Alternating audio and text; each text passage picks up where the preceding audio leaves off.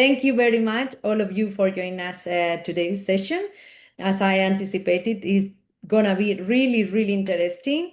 There is something that all of you asked for, and is something that you've been facing some challenge. So I hope that today you finish the session with much more clarity after the insights that our guest speaker are gonna share today.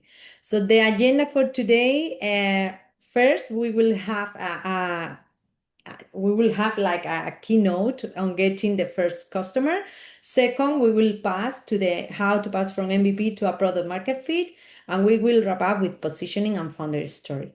So as usual, the housekeeping rules that we have is please keep your mic mute. If you have any question, we are going to allocate 10 minutes for Q&A after each one of these sessions. So please raise your hand and you will be able to ask the question that you might have. Also, you can write on the chat any question that you want to ask to our guest speaker. So please just be conscious also with the time and let everybody to ask questions, okay? So that is something also that I wanted to remember.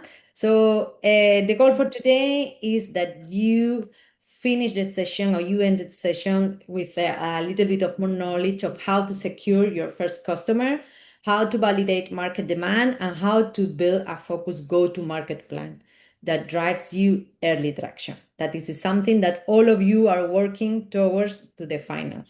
So today we have, I will tell you more about each one of the speakers, but we have Beth Carter with us. We have also Yassin Ben-Ali, and we also have Karima Rahali. So first, I would love to introduce you to Beth. Beth is the VP Growth at Quick. Maybe I'm pronouncing wrong, Beth, so you can correct me how is the right way to pronounce. But it's an e-commerce logistics company here in Dubai. She's a coach for tech starts and has advised company on growth from Japan to Hawaii. So she's also an active angel investor with focus on climate and deep tech and one of the most supportive mentors. So I'm sure that a few of you already have the chance to have mentoring sessions with Beth. So Beth, thank you very much for joining us today. We are super happy to have you here. And that's it. I just will mute myself and we stop sharing a screen and we will hand over to you. So the floor is yours. Thank you very much. Amazing. Okay, let me start sharing. You're going to see all of my messy tabs for a second. Just make this full screen. You can see this okay? I can't see any of you guys now, so yes, you're going to need some like verbal feedback when we go through this. Cool. I'm super excited to be able to talk to you all. I've already spoken to quite a few teams already, whether that's at the events or if we've had mentoring sessions. So this was a weird slide to put together, just lots of photos of myself. But I wanted to give a very brief intro about why would you listen to anything I have to say about growth.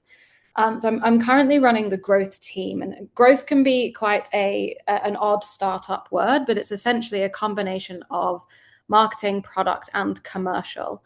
And the reason that we bundle them all together is because when you work in growth or you work in startups, it becomes very clear that you have to think about the entire business and the whole picture of what's going on to be able to achieve any sort of growth.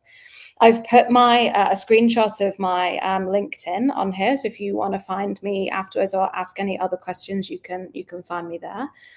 And I've worked for all sorts of different companies, from health to food to logistics, whether that's apps or physical products. And something that I've really learned is that the frameworks and the foundations of growth are pretty much always the same. What changes is the customer. So what I believe, and this is a hill that I will climb up and die on, to use a very British expression, again and again and again, is that all growth is going to come from a deep understanding of your customer. Whether that is your first customer or whether that is your millionth customer, It's always going to come from a place of understanding. So I'm going to teach you one of the frameworks that I use in every single company I've ever worked in and every company I advise. That is pretty much the first thing that I do whenever I go into a business, that helps me get to a point of understanding the customer to be able to then build growth from that. And we're going to go through it as an exercise, and there is homework. So I'm going to ask you to break one of the house rules and say your answers to this out loud. So imagine that this is your customer, right? She is a woman with 3 children. She has a job. Maybe she lives in the UK, right? She likes to play tennis, and she reads magazines about gardening, right? So we have this woman, and it is the weekend. She's got all 3 of her kids with her, and they're shouting and screaming and, being really noisy. And she is at Dubai Mall looking for somewhere to eat. What kind of things might she want from a restaurant? Like, what might draw her in? What kind of advertising? What kind of marketing? What kind of services? Shout out some answers. Play area, of course. Yeah, play area. Perfect. Anything else?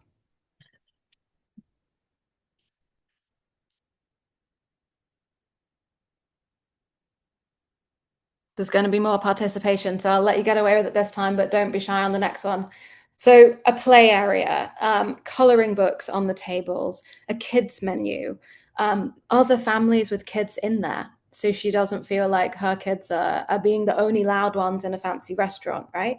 She's looking for these kind of things. So the product that she's looking for right now in this scenario is something very specific. So now let's imagine her again. But it's a Wednesday lunchtime. She is again in Dubai Mall. She's in the same place. She's doing the same thing. She's looking somewhere to go for lunch. But now she's taking a client to lunch. What is she now looking for in a restaurant?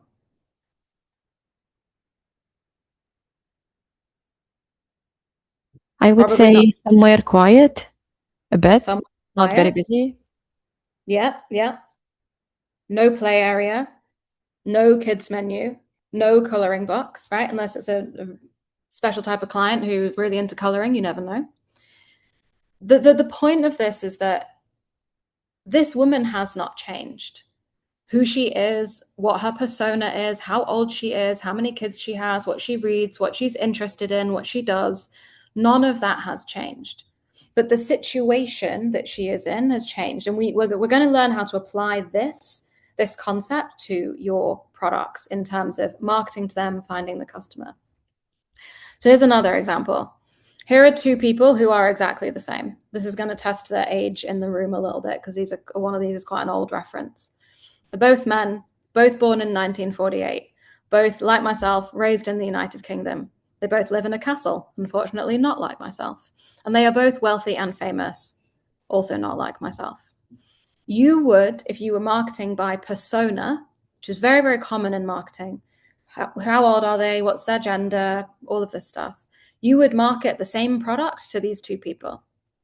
However, one of them is King Charles, and one of them is Ozzy Osbourne, which I'm not sure if everyone is going to get the reference. He is a old school rock star from the kind of 80s, 90s, sadly no longer with us. These are 2 men who have completely different tastes. They have different interests, different hobbies, different backgrounds. And yet, if we went off persona marketing, you would have advertised the same product in the same way to these 2 people. And the process that we're going to talk through stops you from doing this. It makes your marketing sharper, helps you build a better product, helps you serve the customers better. And ultimately, providing value to our customers is the way that we're going to sell products. So there's a framework which is called jobs to be done. So when we say job, the job is what your customer is hiring your app to do. So you have to reframe it, right? Your customer is hiring your app to do a certain job for them. Depending on my current situation, depending on each of our situations and moment in time, we've got thousands of different jobs that we are hiring apps or products or anything to do for us throughout our lives. And our situation and our mindset is changing every single time we approach hiring a job, right, or buying something to solve a problem we have. So here's an example from when I worked with a meal kit company. I actually only have one example in this for time. So I spoke to a whole bunch of customers for a meal kit company, and these are some of the quotes that I pulled out. It's really good to have something different to cook, things I might not get at the supermarket or even know about. My wife gets so annoyed about me buying so many different spices. You know, when your cupboards are overflowing, but you still want more. And well, you know, I've got my 30 to 40 go-to recipes that I've nailed down and I have on rotation. Can anyone tell me what's an underlying theme that's bringing these three things together? What are they actually trying to tell me underneath these sentences? Ready-made meal kits, I think. Ready-made food, I guess. Exactly. Yeah. So this was a ready-made, well, it was a meal kit company. So where they deliver you to your door all of the different ingredients and then recipe, and then you write it for yourself. So what had happened with this company's advertising before we went through this process? Everything in their advertising was about quicker, faster, easier. You know, you don't need to know how to cook to buy this. And that was what all of their advertising said. And this company wasn't growing. After we spoke to their customers and really understood them, we realized that every single one of these customers is trying to tell me that they're a good cook. They wanted me when they spoke to me. They wanted me to know I can actually cook. Like I'm not buying this because it's easy. I'm buying this because I want to experiment or test myself. And we changed all of their marketing to go from it's easy to maybe you could try something different. Maybe you could be a bit more adventurous. And it completely changed their growth trajectory. And you'll come across so many examples like this where what you think you're selling to your customer isn't actually why they're buying you or what it is that they want from you. It's really important to talk to them. So for homework, and this, I definitely think this will help you get a first customer. I want you to find and interview your customers or your ideal customers if you don't have any at the moment. You cannot send them a survey. You cannot send them an email. You cannot ask them to fill out a form. You have to get on a call with them or meet them in person and understand actually what they need. You need to talk to your customers directly.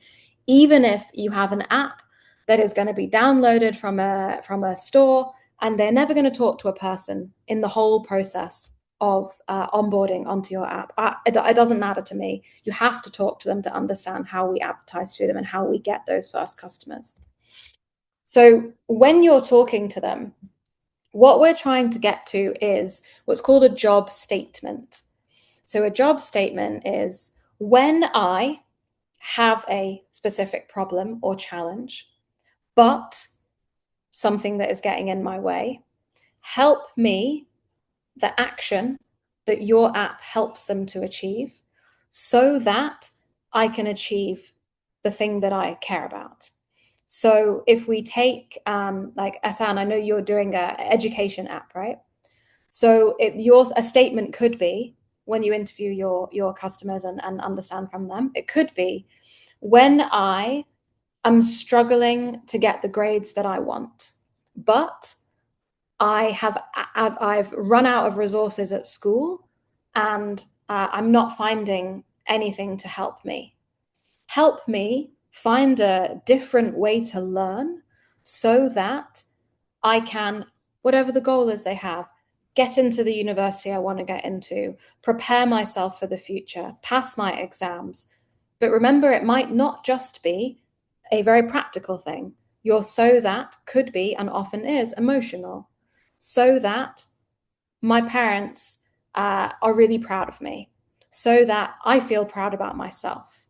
You think about the emotional and the practical when you're writing these. And to get to this, what you'll do is you'll interview 5 to 10 people that are your customers or your ideal customers and ask them about their lives.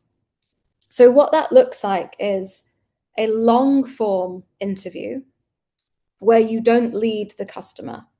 So I would never say, oh, it's really hard when the teachers don't give you the resources you want, isn't it? I would never say that. I would say, can you talk to me about the challenges that you have at school at the moment? Or can you talk to me about the challenges that you have finding suppliers in the country for your products? Why don't you use suppliers that are in the country at the moment? When did this first start happening? At what moment do you feel this most strongly? We're trying to get them to tell stories about themselves and about the problem that they're feeling. And then we start to get into the emotional stuff as well. Who else is involved or invested in this problem? Often people think that when you're selling B2B and you sell to another business, that there's not emotion involved. And I think that's nonsense. There is so much emotion involved at work. When I'm at work, I'm thinking, oh, I really want to do a good job here. It's going to make me feel better about myself. I don't want to let my boss down. I don't want to let my team down. I don't want to let my client down. And when I do a bad job at work, of course that's emotional. I feel like I've really dropped the ball there, and that makes me feel bad about myself, and it makes me want to improve. And, you know, there's always emotion in business, always. Often it's actually some of the most emotional selling that you can do. Just feels like it's under a veil of practicality. And through this, we'll also start to understand how you can find these customers, right? So at this point, we've asked them the first 3 questions, right?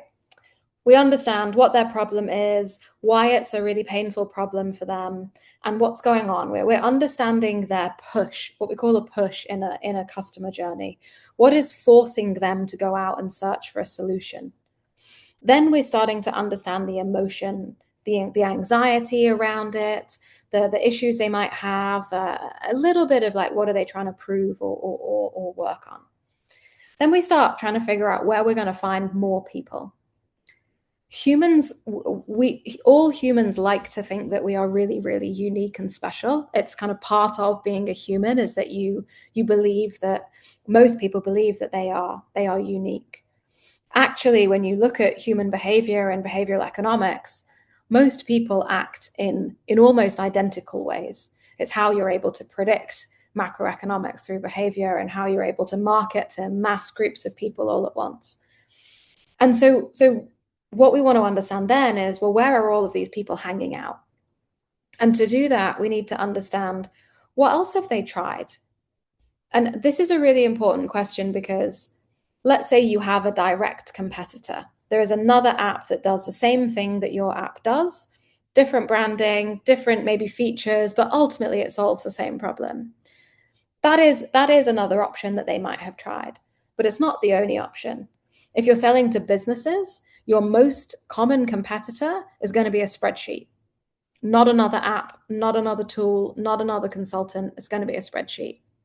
If you are selling a health app, your most common competitor is probably going to be doing nothing.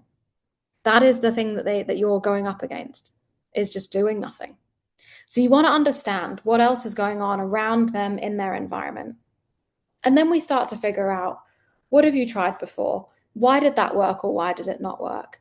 And then the final question, a really amazing question, which is called the desired state. What would change in your life if I solved this problem for you tomorrow? Or if you solved this problem for yourself tomorrow? And when we work through these questions and allow your customers to tell stories and talk about how they feel and what's important to them, record this if you can, and take notes afterwards.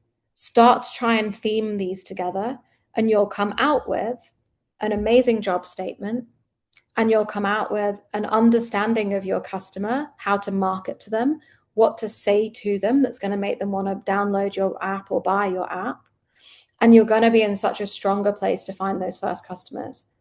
And in my experience, every time I've done this with in a first customer context, your first customer will be one of the people that you interview because they're engaged, they care, you understand them, and they're the perfect people to start selling to. So I'm going to stop sharing my screen so that I can see you all. And then I'm very happy to talk through any questions on this specifically, but also any questions in general about growth or marketing or anything like that. Perfect. Thank you very much, Beth. I really enjoy, and I hope that everyone else did. So now we have 10 minutes, for Q&A. So if anyone has any question, please raise your hand, open your mic, and feel free to ask to Beth. I know that always be the first one is a little bit difficult, but also that make you feel special. Beside Beth said that we are not special anymore. So please, if someone has a question, a doubt, ask for tips. I do have a question. It's not I don't think, I'm not sure how I would benefit from the answer, but let's see. So you mentioned about the two identical people with the same demographics, Yeah. but then they're very different. Mm-hmm. And I don't find it practical to go and I find it more practical to target them based on this, rather than trying to understand the individual needs of every single person that you're targeting. So how can we find the right balance between relying on these demographics and actually serving the people that we want to reach out to? Yeah, that's a really good question. And I think that the reality is that they won't all have individual requirements. You'll find that across your entire audience, your entire customer base, there will be 2, maybe 3 things that they really, really care about that they're all trying to solve. And this is what's really magical about when you start doing interviews is the first 5 will surprise you and will all feel slightly different. And you'll get to the 10th and you'll be like, I've had this conversation before. They're saying the same thing. They're saying the same thing that the person I spoke to last week said. And that's when you know you're really onto something and you can start theming. And then how you use that is depending on so that there are some cases where there are fairly obvious demographic splits, although not always. I worked with an app that was supporting pregnancy and kind of telling you about your pregnancy journey. And we found out that 30% of the people who downloaded the app were men, which the founders never thought at all, but they were men who wanted to understand what their wife was going through and understand what was happening in that journey that she was having. And that completely changed the way that we thought about the marketing of that app. Women's fashion, you tend to get men buying that for their partners, for their mothers, for their sisters. So that there's lots of reasons why the demographics are less reliable, but there are obviously times where, there are some obvious bits that you can rule out, right? If you're selling a business product, you can exclude children, for example, and you can probably exclude people who are retired. But when you're then using this, so I can use an example from QuickUp where I am now, right? So we work with e-commerce founders and we put their products in warehouses and we deliver their parcels. You would think that the most important thing that we do for them is delivering a package, but actually it's customer experience.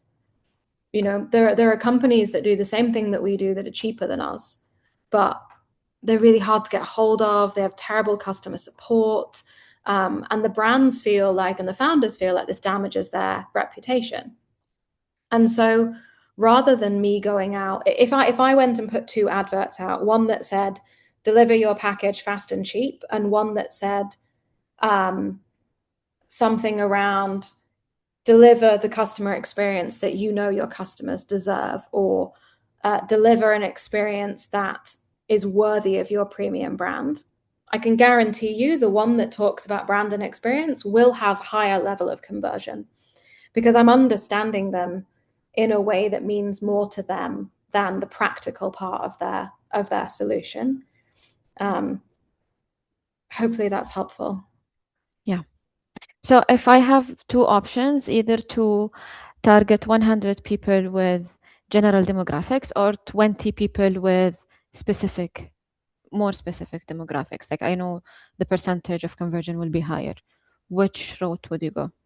Not necessarily. Oh, sorry, I'm being kicked out of my room. I'm just gonna sit in the corridor. Not necessarily. I think that so why are you assuming that you will have lower why are you assuming that you will have a lower number? Sorry, guys. Why are you assuming you'll have a lower number of people if it's a specific because I'm targeting less. Because I'm targeting less, a lower number. I'm just assuming. I don't think you would be. I don't think you would be, because the you would still have those 100 people that you'd. What is your app focused on? Yeah, so my app connects small businesses with suppliers of packaging and printing locally. Yeah, so I don't think that would change things. So you already have quite a narrow target audience, right? Because you have they have to be a business. They have to be operating here. They have to sell something that requires packaging. That's all a given. What we're now trying to understand is what would make them buy from you rather than somebody else. So you're just targeting them on something that's a little bit more ownable by you, that you can defend and that you can build a moat around, rather than it's packaging. Because then it's really hard for them to understand why would they come to you, not to somebody else. Okay, got it. Thank you so much. No problem. Thank you very much, Muna, for your question. Now that Muna opened the floor, there is someone else who want to ask a question to Beth? Yeah, very good evening. Khalid Zia here. Hey, Beth, it's really nice to hear you. And certain points you said, those were really amazing, So I have a very important question. When talking about ICP, ideal customer profile, we talked about demographics, speciality, and what exactly they're looking for, the customer's profile, what their mindset is. Now, I mean, I was talking to a US investor previously, and I was pretty confused that whether we gotta tell them a very emotional story, like maybe let's suppose I'm selling a sneaker, right? A sneaker. Now he asked me why you are selling a sneaker. There are many other brands who are selling it. And I told him a story of a boy who hails from a village who cannot afford a very expensive Nike, right? And now he got emotional and stuff like that. So he got the idea of the ICP, what exactly I'm doing, and then an emotional story too. So that is one part. The other part is very specific things like, yeah, I'm a guy having this much of income. He lives there, he lives in a castle or something like you said previously, right? Now, what exactly you would suggest how we reach a conclusion of this ICP? If I have to tell you as an investor or a person that this is my ICP, right? Now, what exactly should I convey? Should I tell the exact numbers, those percentages, the scenarios, the mindset, or a story to be weaved in that can really make them reach there? And I'm sorry, the second question is just related to this. I mean, different scenarios are there, right? Different customers, like just Muna asked, right? She's having two different type of customers who are the ICP. Now, there can be 1,000 cases of these customers. But when we are discussing with the investors or anyone, what exactly should we convey? Like how to convey the best possible scenario of ICP? Yeah. So I think it's important. Can you hear me? Because I just put headphones in. Okay. So I think it's important to distinguish between information that you would share with an investor and information that you would share as part of your marketing and sales to get new customers. So an investor is asking for both of those sides of the story because I want to understand the emotional story, because I'm trying to get an idea of your brand and why anybody off the street would buy this product, which is brand led, particularly if it's fashion, brand led, much more emotional, much more kind of self driven. But as an investor, I'm also trying to make a calculation of your market size.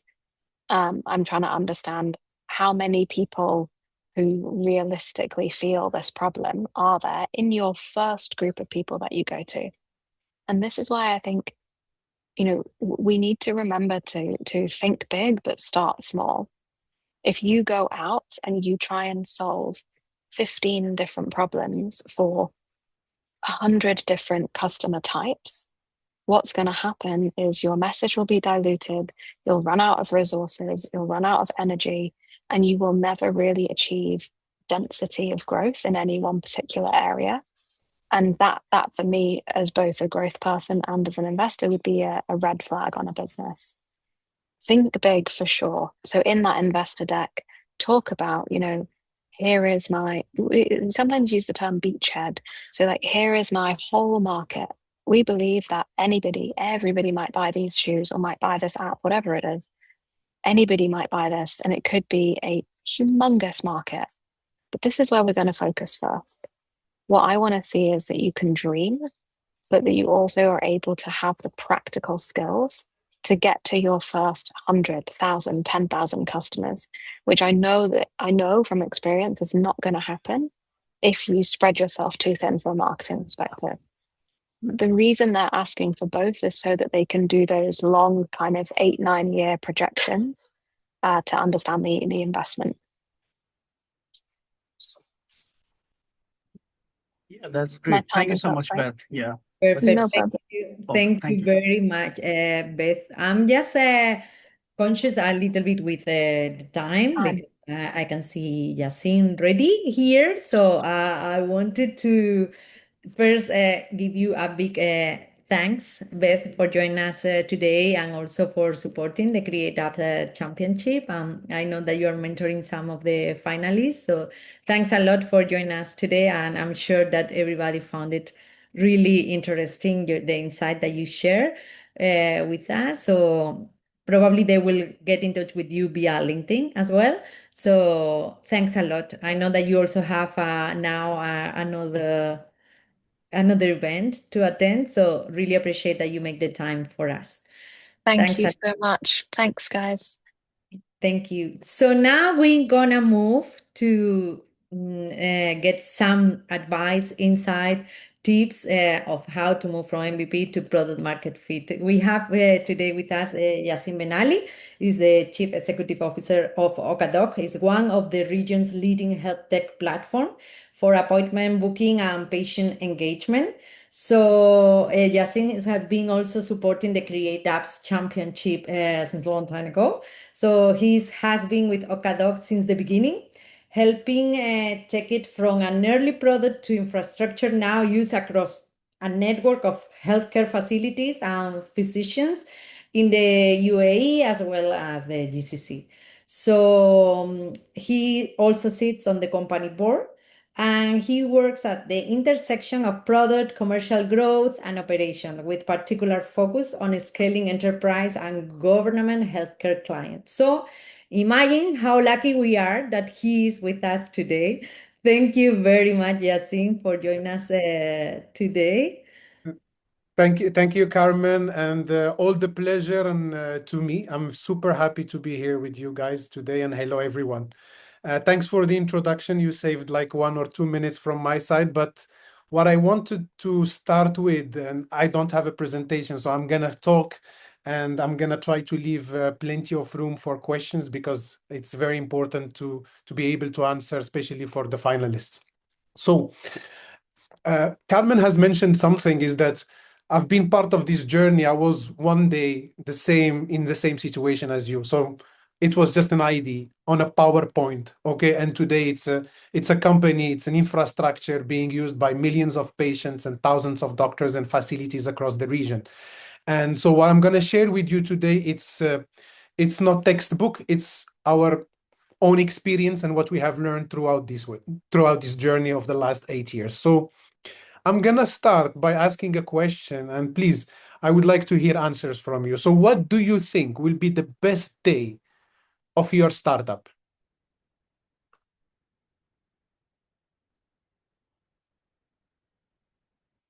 Any ideas? Maybe the first day, the first time we get a paying user.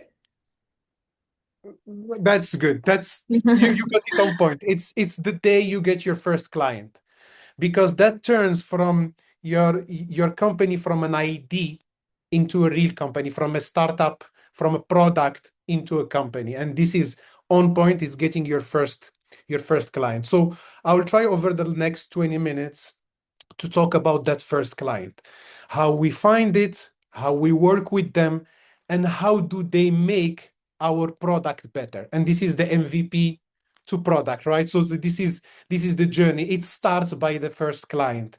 So I'm gonna try to keep it into very simple 4 ideas, and then you can use whatever is useful for your own product. In my experience, I am more B2B to C rather than B2C, but I can try to also help on the B2C side. So I want to start with one concept that I care most about today. So your first client in a startup matters more than what people really think. So most of us think that the first client comes at the end. So basically, once the product is ready, then you get the clients. What I want to suggest, and what I want to start this discussion with, is I want to suggest the opposite. I want you to think that you should start with the client first. And the client is not the reward of finishing the product, is how you finish your product. The first client is how you finish your product. So most of us, and including myself, and this is one of the things I started with, is we're taught the same order, is that first you build your product, and then you want the market, you want the market to want it, and then you go find your client. So build, fit, and client. And in my experience, it works the other way around. It's not the same. It is first is the client, and then the client will work with you to create the fit of your product. And then you can build the rest of your product. So the good news about this approach is that it makes everything simple. And during my experience with Create Apps as a mentor and a judge, I used to hear a lot of the same question over and over, is that what is it that we build first? And what is it that we leave? And this concept makes these answers much simpler. So it also makes your life much easier, because you don't need to be perfect from the start. You can start right now with whatever product you have and go find that client, that person who needs your product. So a lot of us do not go this way, because sometimes we feel nervous about not showing something that is finished, something that is still not baked. And I totally understand that, but waiting for a finished product usually is a mistake. I would rather go with something that is real and useful, and then polish it later. So the question that I was getting a lot is, what do I build first? And the answer with using this concept is whatever your first client needs. And what are the things that I should leave? Well, almost everything else. Focus on what your client needs. That's how you start building your product. And you can only find that by finding that client. And the product market fit, the fit basically. So it's whatever your first client is going to use. That's your fit. So with this concept in mind, I'm going to share these few ideas, which are 4 ideas, just to keep it short. The first one is that you should build the wedge, not the platform. Most of the strongest products that we all use on our daily basis started with one thing. But this one thing, it was done well enough that people kept using it. So your first version should solve one real problem for one clear customers properly. not 10 problems halfway, one problem all the way through. So this is extremely important. And again, it goes to the importance of having or identifying your first client first and working with it, because this is how you can find that wedge. And it's sometimes when I share this idea with some of the founders, I always get, but my vision is big. And I say, this is even more important when your vision is bigger. So for example, when you're talking about your long-term plan might be, for example, in the longevity sector, to how to make people stay healthy, okay? Or in the fintech, how to manage your money, having an expert financial expert in your pocket, or maybe your vision is to change how an industry works.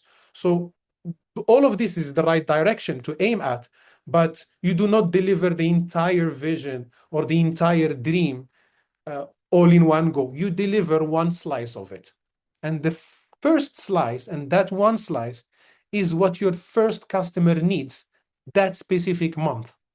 Then the rest will follow once that first slice that you deliver builds the trust. And this applies when you are doing B2C and when you're doing also B2B. So for example, in my case at Okadoc, we never started as a one-stop shop patient engagement platform.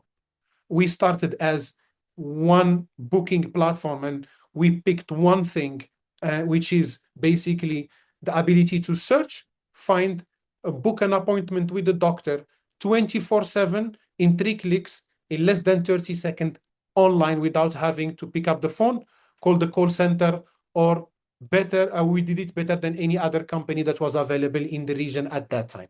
This is what we focused on, just simply being able to search and book. Right now, we cover a lot more than that, but we did that. And when we delivered that slice, we did it so well that it built trust with our customers. And then we started building on top of that. And this is how you can build that bigger vision that you want. Our vision at the beginning was very simple, making the healthcare experience better for all. So it's very broad. It can be at the booking, it can be through remote diagnostic devices, through prescription delivery, many things. But we wanted to start with one thing that our customers needed, and it was that. Another thing which I learned, and I learned it the hard way, and it was one of my mentors who kept saying it to me, but I did not listen. But focus is not about what you say yes to. Focus is about what you say no to. And it's especially when you have that big vision. When you have big visions, you have a multitude of really good ideas. And this is one way of going and trying to solve 10 problems halfway. So the ability to be able to say no to 9 ideas and focus only in one and do it amazingly well to start with, this is really a game changer at the beginning, and it saves you a lot, especially when you start, you don't have enough money, you don't have enough time, you don't have enough bandwidth, and you don't have enough resources to do that. So when you're building your product, the very simple test for any feature, always ask yourself, is my client still getting the real value without developing this feature? If they do, then that feature can go on the roadmap. This is how you can be able to say no to things and focus on doing what really matters. And the second idea is, and this is extremely important, very, very important when you're doing B2B or B2G. So treat your first client as a partner. So it's not a revenue generator, it's not a sale. So I would like to underline this part because it is extremely, extremely important. So try not to think of your first client as revenue. Think of them as someone helping you to build your product. Give them more time, give them attention, care about them. give them even more than what the deal shows on paper, right? Because what they're gonna give you is priceless. What they're gonna give you in return is honesty. And this honesty will tell you, hey, this is what you need to build, and this is what you need to drop. And it will tell it to you faster than any survey can do. So make sure that when you find that first customer, do not try to just to close it as a sale, but build a relationship with it. And it's extremely important, and it worked for us. We started in 2018, and between 2018 and COVID, which was in 2020, we spent 2 years just talking to customers, talking to clients, listening to them, doing things with them. And we built that trust. So when COVID came, they immediately jumped on it and they immediately started moving forward. So, and they told us so much information that prepared us that when COVID came and most of the healthcare providers realized that they don't have any digital capabilities, we were their first go-to company in the region, and all of them came to us. So make sure that to invest in your first clients. And also, you will win that first client. The majority will win them through either a small trial, if it is a consumer B2C, or a pilot when it is a B2B. So I'm going to speak about the B2B side, because on the pilot side, so what are the 3 things that you should really focus on to make sure that your pilot works? I'm going to try to go a bit faster because I see there's only 10 minutes left. So the first thing is that make sure that you agree on the success metrics right from the beginning with your clients. Do not leave it open, because at the end, it just end up with a smile and politely and nobody buys. That's number 1. Number 2, try to not leave it open-ended. Keep it short, narrow the scope. So few weeks, 1 clear use, that's it, enough. And the third thing is, when you are doing a pilot, your client will come to you with a long wish list, right? And they will tell you, I want you to build this, I want you to do this. This is amazing. Listen to it. But your job should be to find that single thing that decides whether they stay or leave, and build it very quickly. And when you do that, most often your pilot will turn into a real reference, and that real reference is priceless, because that client will be able to pick up the phone and speak to your next client and tell them they've done an amazing work. You should work with them, and you can label them as a reference. So this is on the second ID. On the third ID is, this is on the fit side. So a lot of fit is looked at as something people they do, right? But not something they say. So this is what really fit should be looked at. So I'll give you a very quick example. You might have a opening night at a restaurant. A lot of people will come. It's going to be full. A lot of people will say it's amazing food, amazing atmosphere, but that's what they say. So is this fit? You don't know. You will only know by their behavior if they come back next week, if they bring their friends and family. So fit is about behavior, is not about what they're saying. So if I'm looking at a product market fit, I will split my numbers into 2 kinds. The first kind, which is the type of push numbers, like for example, downloads, sign up, views. They measure your efforts. You can push them, you can invest, and those numbers start going up, right? But the second one is the pull numbers. So are people coming back? Are they not installing the app where they download it? Are they paying? Are they referring friends? So those are the measures that you need in order for you to get the truth, right? And find the fit. And it looks different depending on who you sell to. So for consumers, if it is B2C, maybe the second visit, or if they bring friends. If it is for business, it's adoption, for example. Are they using it? Are the patients, in our case, are they coming back and rebooking their appointment and managing their appointments online, and so on and so forth? So, Carmen, do I continue? Can I maybe eat another? You can, because it's super interesting, and I really appreciate that you are touching so many situations that they are facing right now about pilots, about metrics. So really interesting. So yes, you still have a few minutes, Yassine, so please carry on. Okay, so the ID, the fourth one, 1 second, let me just move this one. So the fourth one is knowing basically your playbook, okay, and not copying someone else's playbook. So this is a very common mistake of copying someone else. So for example, if you're selling to B2C, you are in a very fast game.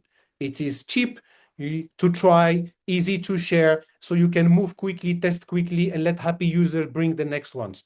If you are in the B2B side or the B2G to B2G, which is business to government, you are in a very slow game.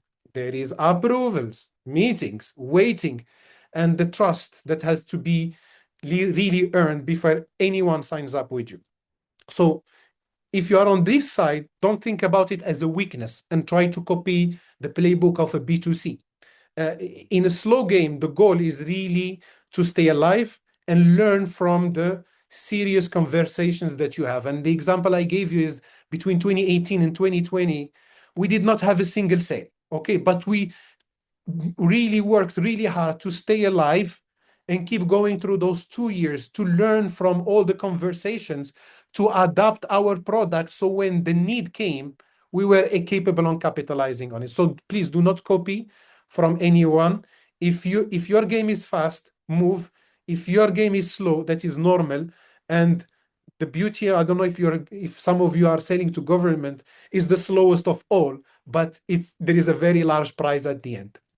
So also for people who potentially might be running a marketplace, you will have a buyer on one side and a seller on the other.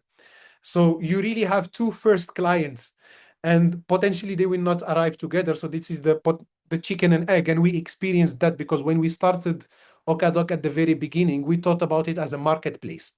And then we learned over the next 2 years and we adapted our product to become a white label solution. And we started selling B2B to the healthcare providers, selling a white label solution that they can implement on their website and mobile app. So this is where I'm saying to you is that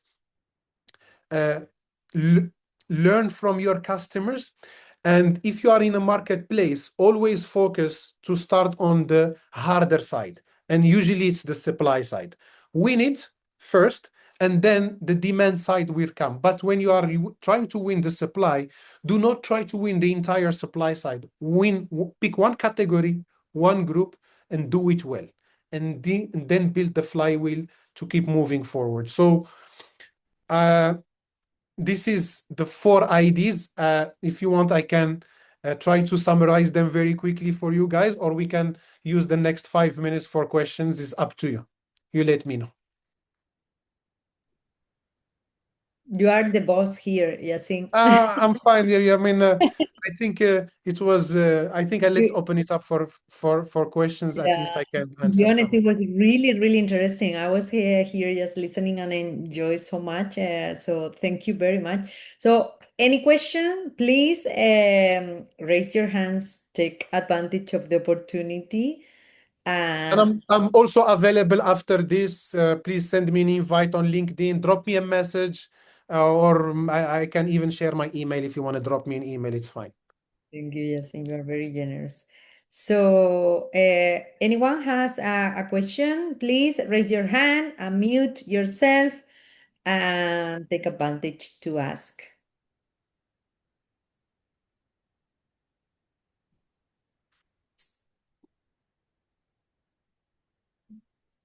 Anyone? Okay, we have one hand from MR that. Qualio. Okay. Hi, Yassine. Thank you very much. I really appreciate it. It was very useful and insightful. What's it called?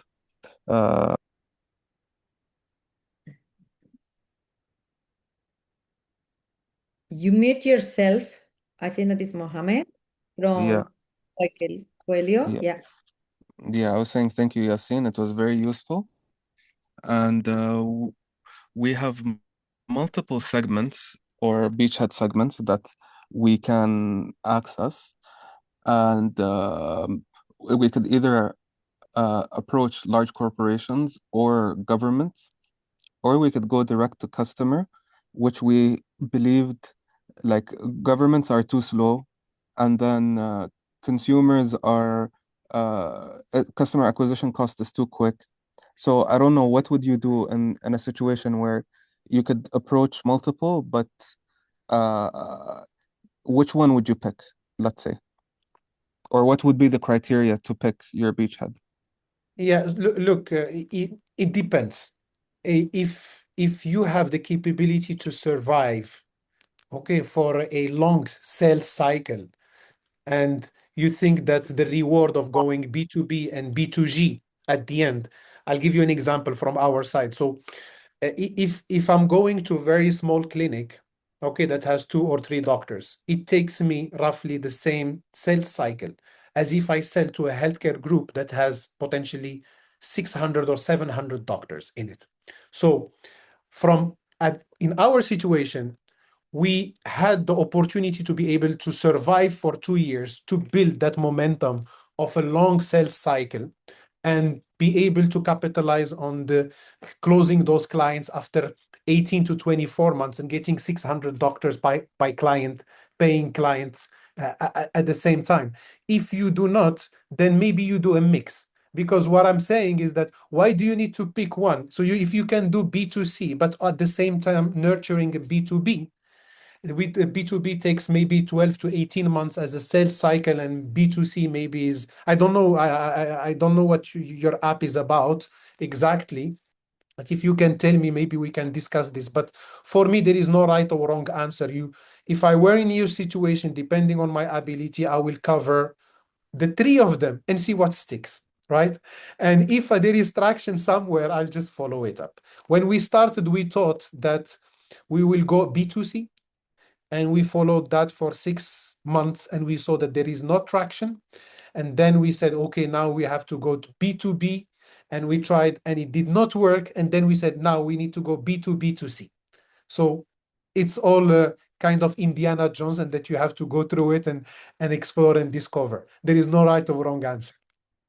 Okay, fair enough. Fair enough. Yeah, because B2C CAC, you need to spend a lot to Yes. get. Yeah. So you need to have the capital. Where B2B, you're targeting a few players, so you could have a lower average CAC. Exactly. And you might start with B2B and build towards getting B2C through referrals, for example. I don't know, maybe if you target a B2B, a business, then the employees that are working on a business can become your B2C. Yeah. Thank you, Yasin. I really appreciate it. Pleasure. Perfect. Thank you very much, Mohammed, for your question, and Yasin for the answer. Thanks a lot. Any other question? Yeah, Yes, I'm gonna share my email 1 second. sharing. Thank you very much for your generosity, and also to the finalists. Please don't get crazy too with the emails and the questions. So please, any other question? Quickly, last one.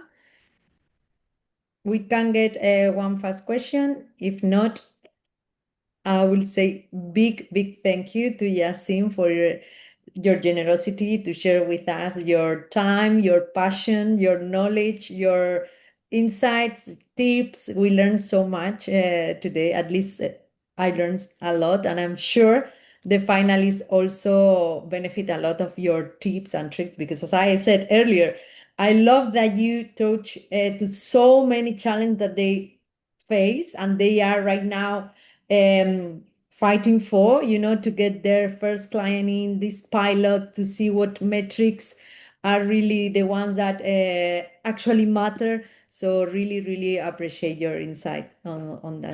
Pleasure, Carmen, and thank you, everyone. And I'm available for if anyone needs any other information. Carmen, I have to drop. I'm really sorry. Yeah. Thank you very much. Thanks a lot. Pleasure meeting you all. Bye-bye. Bye. Thank you. So now we're going with We are very lucky today, yeah? We have with us Karima Rahali. Karima is an engineer and financial analyst, CFA, charter holder. She worked the first 10 years in large international banks in Paris, London, and Dubai. And she spent the last 13 years as serial entrepreneur. So she trained in AI and machine learning, so working on different AI projects and AI startup before pivoting to helping see executives and organizations understand how they identify, prioritize, and implement gradually AI in different business uses cases. So she also trained teams on how to practically use AI on their daily workflows. So super happy to have you Karima, today with us. Thank you very much for joining us. Thank you. I will mute myself and I will hand over to you because we cannot wait to hear what you have to tell us from the founder point of view. Of course. Thank you very much for having me, and hello, everyone. Very happy to be here. Let me just first share my screen. Tell me if you can see my presentation. It's clear? Super clear. We can see. Okay, perfect. So today I'm going to speak to you as an operator, not as a theorist, because I am a founder like yourselves. I have been founded like 3 different companies, failed one, exited one, and still running one more in the AI space. So when I say AI is your product and is not your position, I want you to understand that this is not only about AI. The bigger lesson here is really that your feature is not your position. Your app is not your position. Your technology is not your position. The real question is, when the market hears about you, do they immediately understand why you matter, who you are for, and why they should trust you eventually?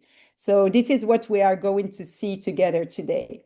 So before we go into the content, I just wanted to position myself vis-a-vis the other speaker. Of course, it's like underneath both of those sessions that you already had, but they are complementary. You will see that things that I am saying are resonating with you here. So basically, what do people remember after you leave? What do they repeat to someone else? Before anyone buys, pilots, partners with you, or recommends you, they need first to understand what you do. A lot of what we founders call no demand, very often I'm hearing, oh, there is no demand for my product, for my technology, is actually no clarity. Sometimes people are not rejecting the product. They are rejecting a message that it is too broad, too generic, and too hard to remember. As you know, today, everyone is like an AI-powered platform transforming this and that. It sounds really good. I like it because I used it as well. But the listener may still not know who is this for. What exact problem does it solve, and why does it matter right now? So today we are going to focus on the story the market hears when you show up. So before we go further, let's make this practical. I want you to think about the last time that someone asked you, what does your startup do? What was the first thing that you said? Can you tell me? If you can type in the chat. Did you start with the technology? For example, we are an AI-powered platform doing this and that. Did you start with the problem? Like, for example, many patients struggle to stay consistent with medication. Or did you start with the customer? We help SME owners to do this and that. Or did you start with the market? Like the wellness and fitness market is growing and we are entering preventive health. So let me see. What did you answer? 2. Okay. Okay. I cannot see all the answers. If you can just type like 1, 2, or 3. Okay. Customer, problem. Excellent. What else? Problem. Excellent. That's exactly what we should be like starting with. So let me go through my most expensive mistake.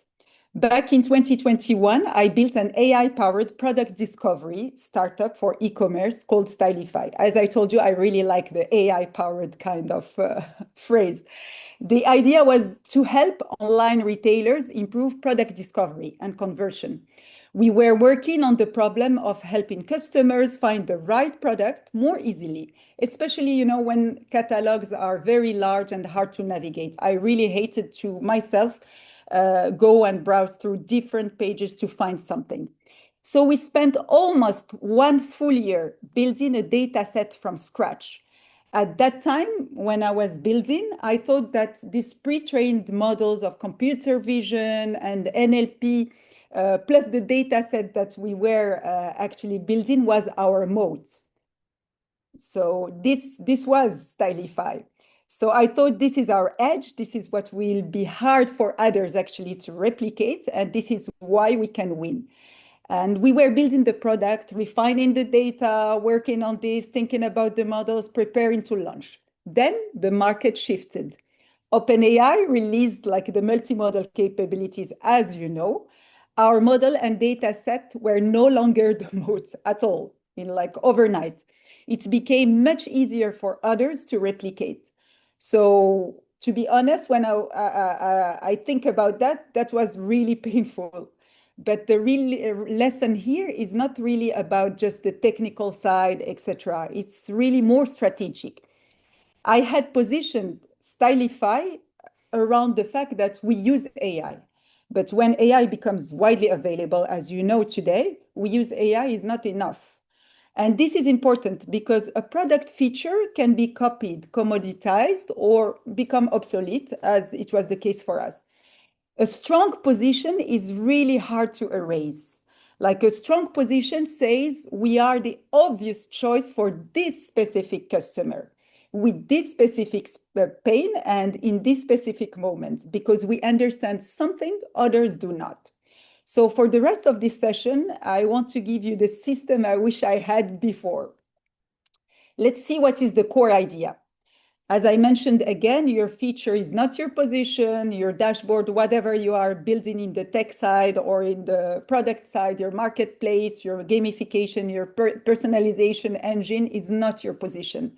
Those things may be parts of your product, but actually they don't really create meaning in the mind of your customer. So first, customers buy trust. So trust comes from these 4 things. The clarity, as I mentioned to you before, and other speakers have also touched on this. Can they understand what you do in 1 sentence? Second, the relevance. Do they immediately see why it matters to them right now? And credibility. Do they believe you are capable of solving this problem? And finally, low perceived risk. So do they feel safe enough at least to start a pilot with you or recommend you or buy from you? So a customer who cannot explain you to someone else is definitely not going to refer you. So your first job before anything else is to become clear, relevant, credible, and easy to try. Let's see here. I don't want you to like finish this session and think that what I have spoken about here is only about AI. You can swap AI with anything like a gamified marketplace, app, a physical business. The rule is the same. So I can tell you that I experienced this years before AI was even in my work. When I opened this fitness studio in Dubai, one of the most crowded categories that I could be like in, we did not like win on machines or price or something else. We won on a razor sharp position. We created actually the first high-end women only low impact studio built for efficient results. So 1 customer, 1 promise. And more than 10 years after, I sold that company. So this was this amazing studio that I loved. We were celebrating our 9th birthday, 10th birthday, and after I sold it. So features are internal language. let's say it's like the pain is really something that customer understand. A customer never wakes up thinking, okay, I need an AI powered platform. No, they wake up thinking, I don't know what to do with my money. I need to invest. I'm wasting too much time on admin. I am worried about my health. So this is where your message should begin. So before you start describing your technology, your product, etc., I would like you to answer these 3 questions. Like first, who is struggling? Second, what painful problem do they have? And third, what changes for them because of you and your product? So you can apply it to any of your cases. So here, it's really like the technology is supporting the position and not the other way around. So I think in the spreadsheet that you shared, Carmen, that someone was dealing with the ADHD. So for example, you might say in this kind of positioning that parents who suspect that their child might have ADHD, they sometimes wait months for having some clarity with a lot of stress in their life, in the school of their child. So we help them access structured screening support so they know what step to take next. So this is not just more human, in my view, it's like really more useful to your customer. So again, the technology here is not like the main focus, it's supporting your position. This is the slide that I would like you to screenshot because it's the most important one. So let's go through it together. First, you need to have the target. Who exactly is this for? Not everyone. A narrow first customer does not mean a small ambition. I heard like some of you discussing about that. It means focus, actually. So second, the need. So what are they struggling with today? A real pain, something that creates for them cost, delay, anxiety, like missed revenue if you are a B2B, or frustration. Third, the category. What shelf should the buyer put you on? I need to understand where do you belong. Are you a diagnostic tool? Are you a sourcing platform? Are you a travel planning app? Who are you exactly? If people do not know what shelf to put you on, they struggle to remember you. As simple as that. So benefits also, what does the customer get? Not what the product does, what the customer can now do better because of your product. And the alternative, I think Beth also touched on this. This is very important. Your alternative is not always another startup. It's sometimes your real competitor is the current behavior, not doing anything or replacing you with something. So, and finally, the proof. Why should anyone believe you? Proof can be for you like a pilot, a testimonial, an expert validation, anything around these lines. A user interview is a very good proof as well. So I would like you now to apply this to your startup, to ask yourself, who is the first customer?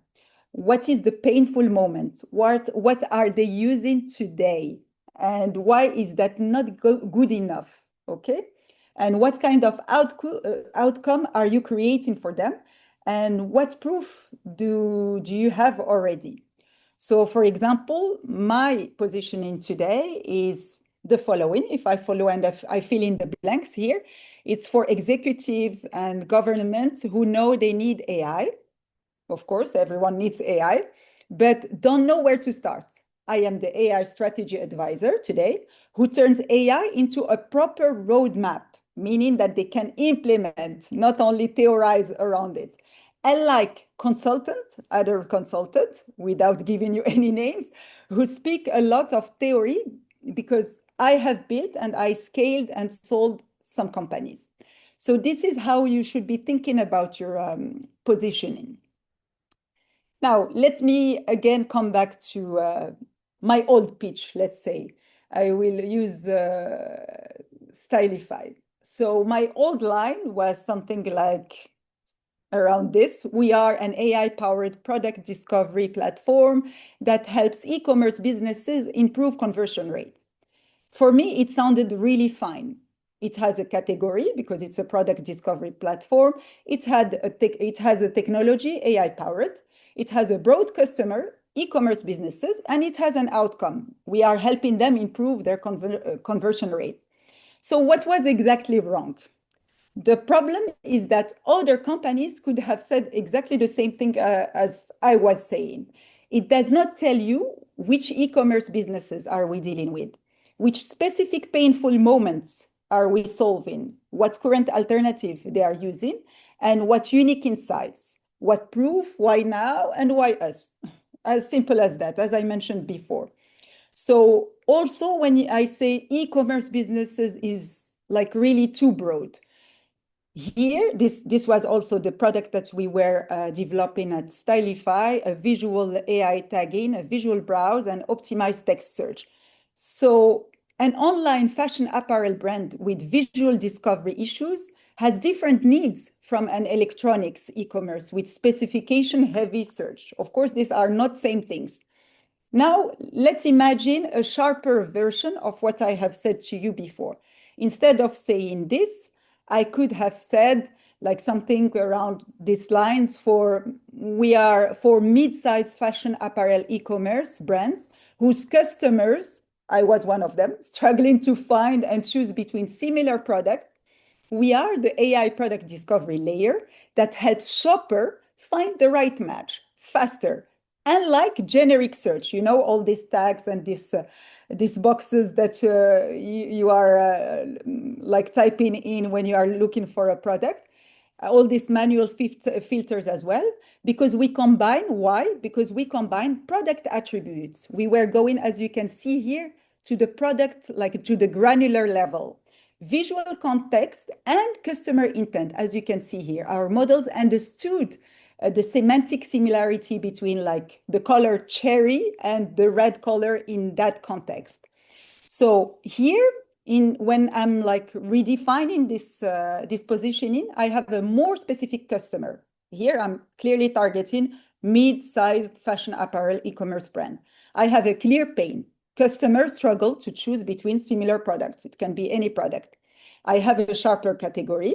It's an AI product discovery layer I'm discussing about. A clear benefit, find the right match faster. That was one of my pain points. I really hated to spend more than 10 minutes on any e-commerce sites. And a real alternative, we were a real alternative to the generic search that we have today on all the e-commerce sites. And we have a proof direction because we were discussing at the granular level, product attributes, visual context, customer intent, all these things that we can add up. So you need to know who you are, the obvious choice for.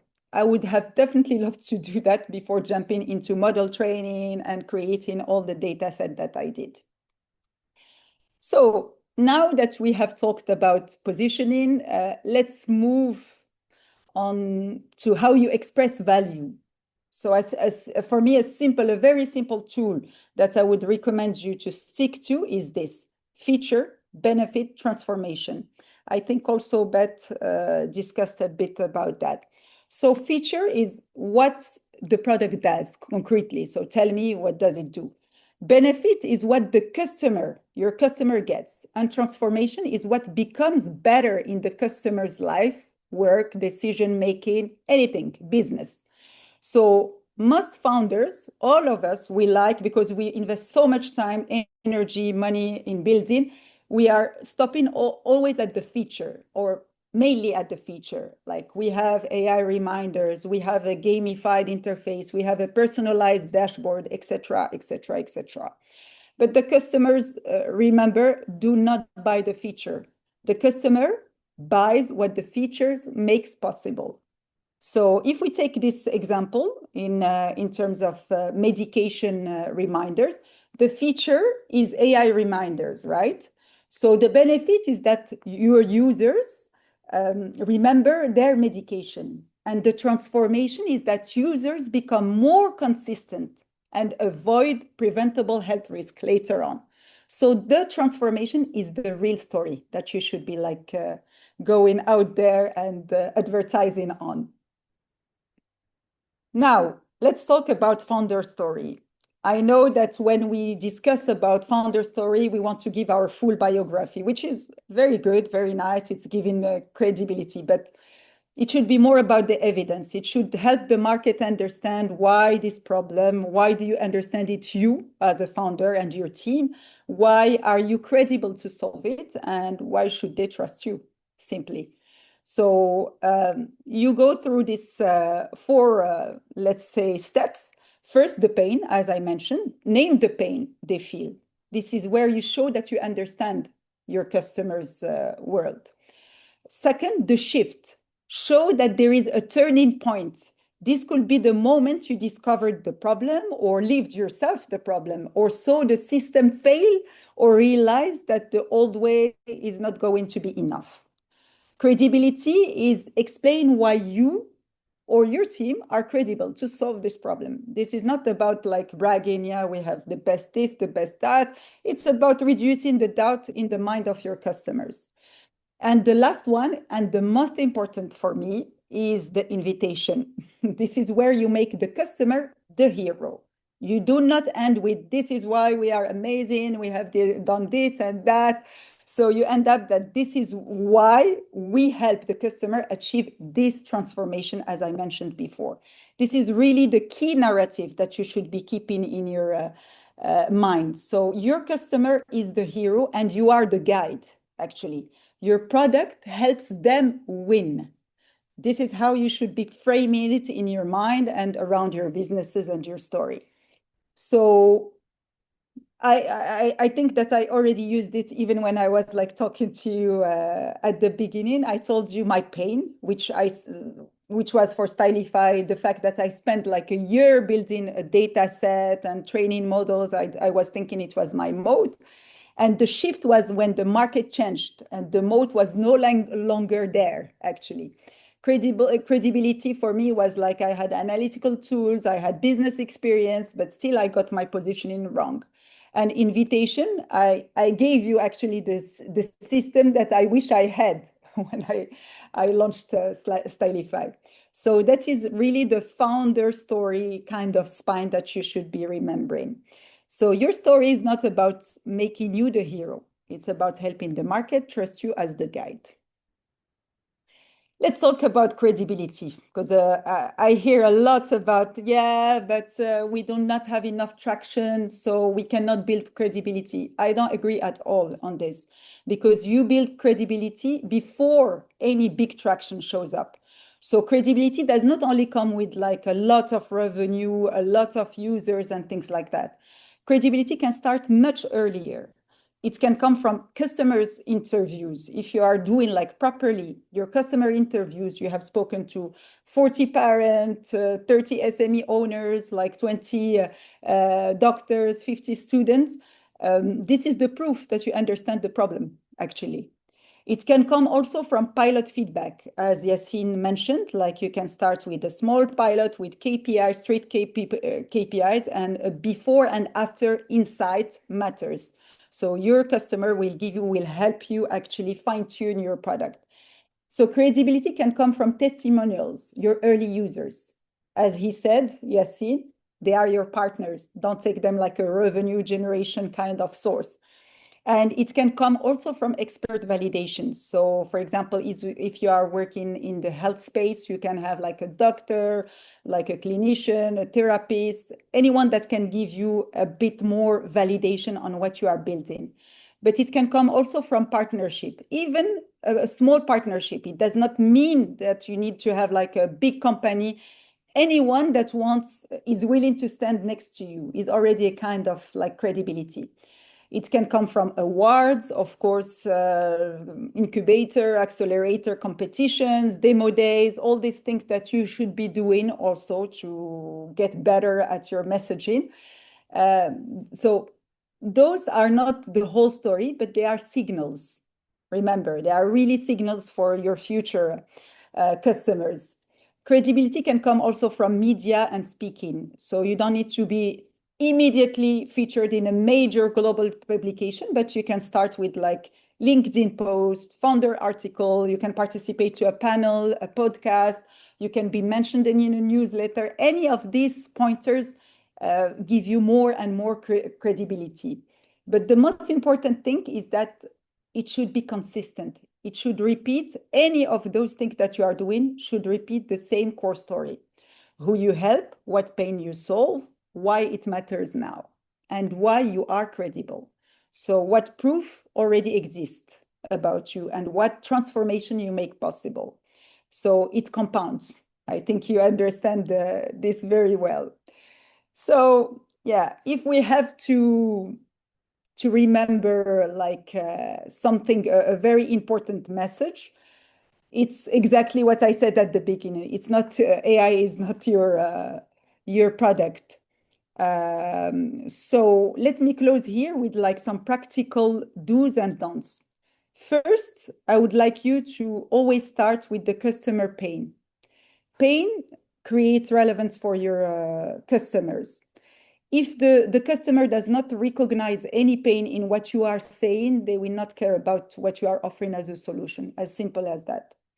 So second, do make your first customer obvious.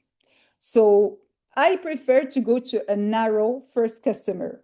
Does not mean that I have a small ambition. I can still target a very large market, but I start with a first narrow customers. It means that you are disciplined. Third, do show the transformation that your product is like bringing. So do not stop at only what your product does. Show that it becomes better for the customer. And fourth, do turn small proof into credibility. So any customer interviews that you have done, and you should be doing a lot actually speaking with your customers, pilot feedback, testimonials, expert validation, everything that we have seen together. And don'ts, for me, you should not lead with buzzwords, as we mentioned. Now everyone is saying the same jargon, same language, AI powered, seamless, smart, personalized, innovative. So it's not a problem to use them, but they are not enough. They need to be connected to a specific customer, a painful problem, and a clear outcome. So remember that, connect them if you want to keep them. Do not sell only features. Features, as you saw from the previous slides, need translation. A feature becomes benefit, and a benefit becomes a transformation. And that's what you should be focusing on, the transformation. And finally, do not make yourself the hero. Your customer is the hero. You are the guide again. Your product helps them win. And do not write a message for everyone, because you know that when you write for everyone, usually it's remembered by no one. So your position is really the place you occupy in the mind of a specific customer. I hope it was clear. This is me doing a lot of talks when I was like pitching my different startup, but also now that I'm doing training and a lot of discussion, keynote panels. So make yourself visible as well. Even the smallest things matter a lot. Thank you very much for listening to me. Thanks a lot, Karima. Thank you very much. Really, really interesting. And thanks also for wrapping up the whole talk with the giving some homework tips that actually are actionable, no? That the finalists, they can go now and implement it this afternoon. So thank you very much. Really appreciate your time. So we have a few minutes. If you have these few minutes, then maybe Yes, we can sure, of course. have a couple of quick questions if there is anyone, because I want to give the chance also. Yeah, Or if of someone course. has a question to ask, please don't be shy. Take advantage, be fast, because we are running a little bit behind. So just raise your hand and go to the point. Yeah? Hey, ma'am, can I ask? Yes, quick and Yeah. fast. Okay. Perfect. So I have a very important question with ma'am, especially because of her profile, and so ma'am, basically in the Silicon Valley nowadays, it's very important. And you also started with how you created data sets, the moat and everything, and the positioning went wrong, right? Now in the Silicon Valley, a very important pitch deck is going on. Why AI won't kill your company? right? So I think every entrepreneur must be very acquainted with why AI will not kill the company which they are creating right now. I just want to know from you what, as a co-founder, the important points I must keep in mind while building this company, that the AI or the general companies are not going to kill it. Why the general companies cannot kill your company? That's what you're saying. Yeah, I mean, the AI thing you talked about, right? You talked about the Yes. moat, how you created the data set and stuff like that, right? Yes. And now the Yeah. moat positioning went wrong. So Yeah. when we Both are creating as a the company, data, the positioning and the market timing, both, because this absolutely. is where the market has shifted. So today, actually, it's not only about the technology. This is not your moat anymore, as I explained very clearly. So everyone can build what I was building actually in the product discovery, even if like you still need computer vision, NLP, etc. Today, like your moat can come from like your distribution. This is something really important. Or even if you have to create your own data set. My mistake was to take so much time on creating like a data set because I really wanted to go to the granular level of every single thing. I could have like released like a data set is also kind of a moat because this is something very difficult for other people to reproduce, but you should be quicker actually to release it and to use it in the market. So it's a combination of positioning and market timing. And today, like clearly, with so many like AI-powered platforms, things going on, the distribution, how fast you're going to be in the market and how fast people will adopt your solution is really the differentiator. So no one can like come to you and try to compete. Even if they come, you have already like having a community of users so you can advance to the next features or whatever you are developing. So yeah, I hope it answered your question. Thank you, ma'am. With pleasure. Thank you very much, Khalid, for the question, and Karima for addressing it. Any other question we have?